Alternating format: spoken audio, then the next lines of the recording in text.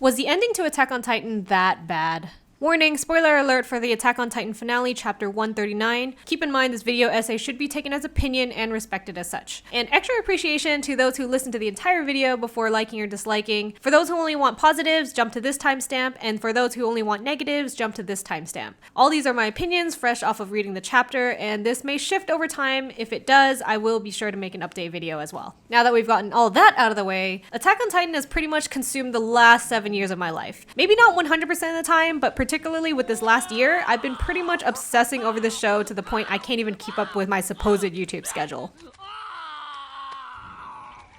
And I'm not exaggerating on that. While there are some amazing stories I've read and watched throughout the years, Attack on Titan was probably the only one to make me feel feelings I never thought I could feel before. It made me care about characters I never thought I'd give two shits about, and it really made me appreciate how much craft a creator can put into his storytelling. I still remember years ago standing in Barnes & Noble's feeling nothing but utter dread, pain, and hope when seeing and reading these manga panels. No music, no voice acting, no frame-by-frame action, and I was still floored.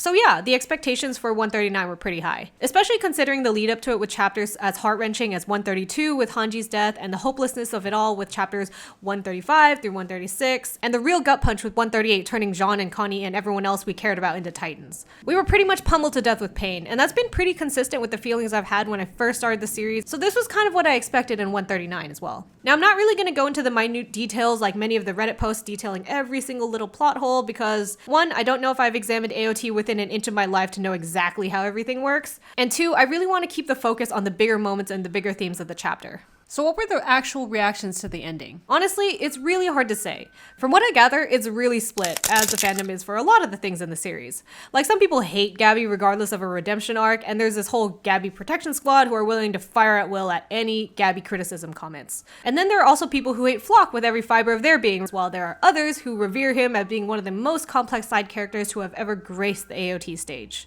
So the fact that this chapter has been met with people on all sides seems pretty accurate to what Attack on Titan has always been. Maybe this will change as time goes on, but as of now, it seems that Twitter loves it, Reddit hates it.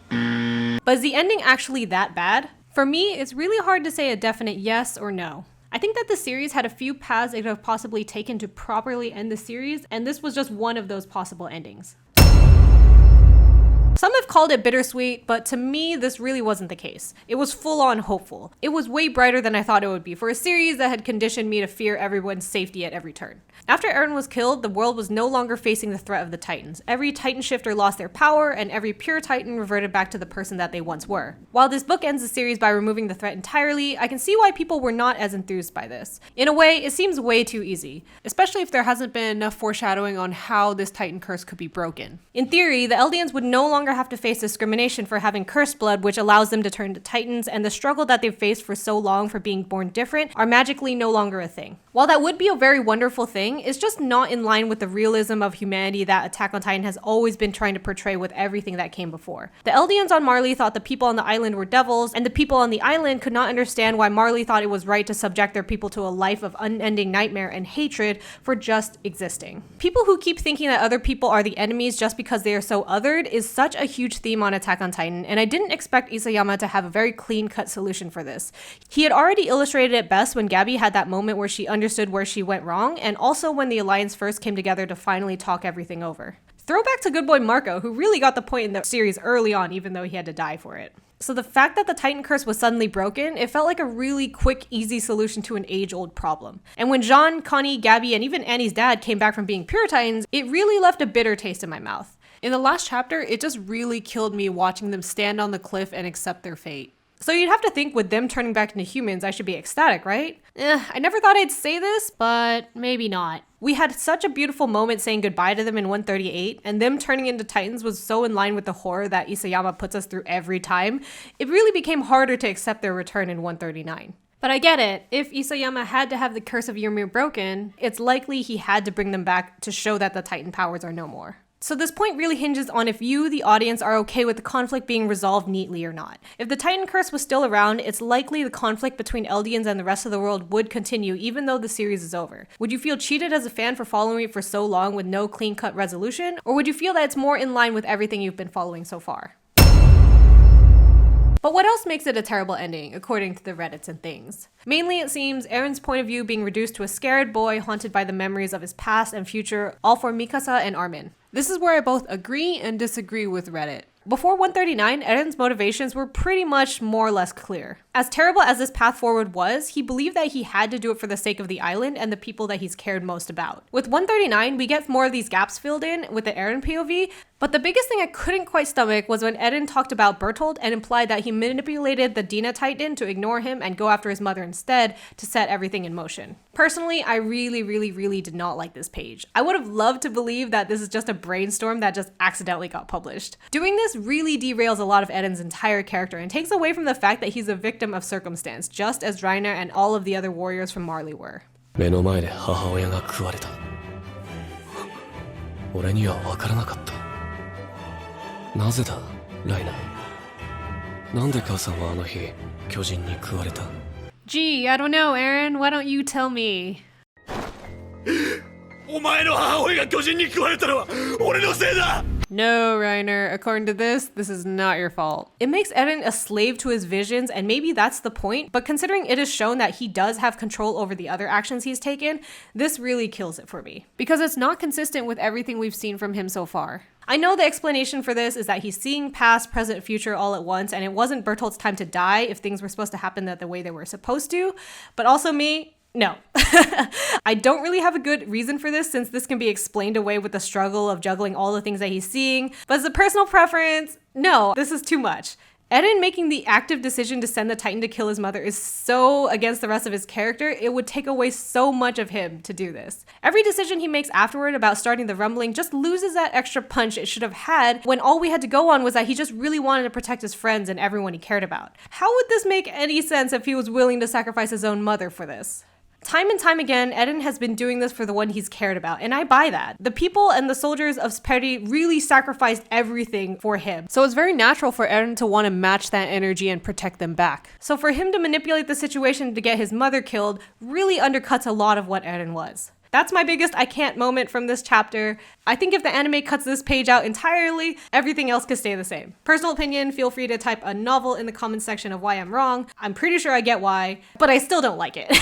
I really needed Eren to be blameless in this one instance in his life, and I can't really explain it any more than that. Now let's address the other main issue people had with Eren, his feelings towards Mikasa. We haven't really seen him express any of this before, so it came in as a real shock to quite a few readers. But here's where I disagree with most of Reddit, and I think that Eren and Mikasa parts of the chapter were really well done and achieved what they were meant to achieve, essentially being emotionally resonant. Eren really had the weight of the world on his shoulders, and he had to make sense of all these conflicting memories and paths to hopefully bring them towards a future where they can go on without him. I think this outburst declaring how he just wanted to be with Armin and Mikasa was perfectly fitting for him because it was the only chance he could be to his true self instead of the cold-hearted killer he would become. Maybe I'm just a sucker for when Isayama puts these raw human emotions on the page and lets the characters just be selfish and human in their most vulnerable moments.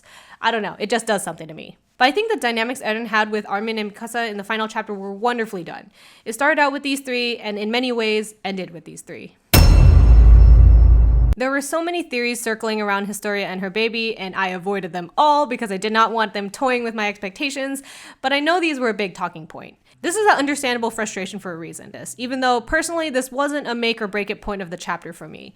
The reason why there was so much speculation around Historia's baby and why so many wanted this point to be something more than it was because of the way it was presented in the manga. There was this commenter on Reddit that I think summed it up perfectly. If the father was no one important, then why show him as a cryptic, shadowy figure that is never properly shown or confirmed? If there was nothing more to it than Farmer-kun, then just show him in the panel full face and make it straightforward. Though it would have been really interesting to have the Jaeger line continue, especially one with royal blood that doesn't have to follow the Titan curse.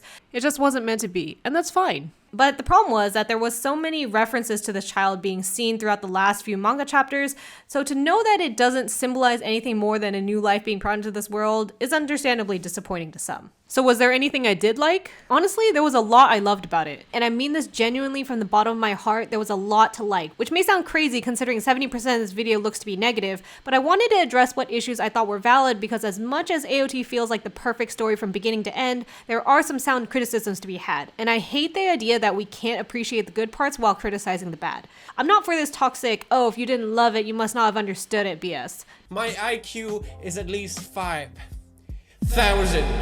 That's literally what you sound like when you say just because someone didn't like it, they didn't understand it. After all, what we like and what we don't like is meant to be subjective. Not everyone's gonna love it and not everyone's gonna hate it. So let me list off some of the best things I loved about this chapter. This scene with Levi and the scouts was just pure emotion.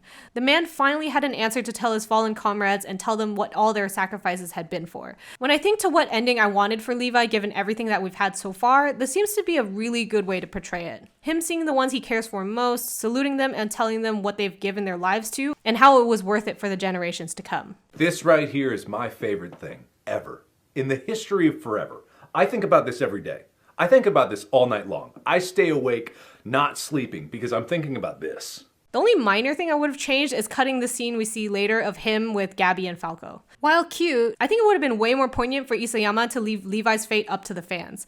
If this was the last scene we see of Levi, we may not know if he succumbed to his wounds and joined his fellow soldiers, or finally lived a life of peace on Paradis as he deserved. I think the fandom was really split on what they wanted to have for Levi. Many wanting him to open his tea shop, and many others wanting him to join Erwin in the afterlife. I think if Isayama let this be the last panel of Levi and let us as the readers interpret that scene as we would like, that would have elevated 139 up to a lot higher level. But again, love these pages, love them, love them, love them. Then there's this top tier moment with the Alliance. Everyone acknowledges this is probably one of the strangest groups to ever form. The group that first attacked Paradis and killed so many of them, the group that raided Liberio, and somehow they came together to fight off the threat that would have let Paradis sit on top. Everyone would want to know what happened and how that could bring them both together, so them being together would be the very best path forward to having peace.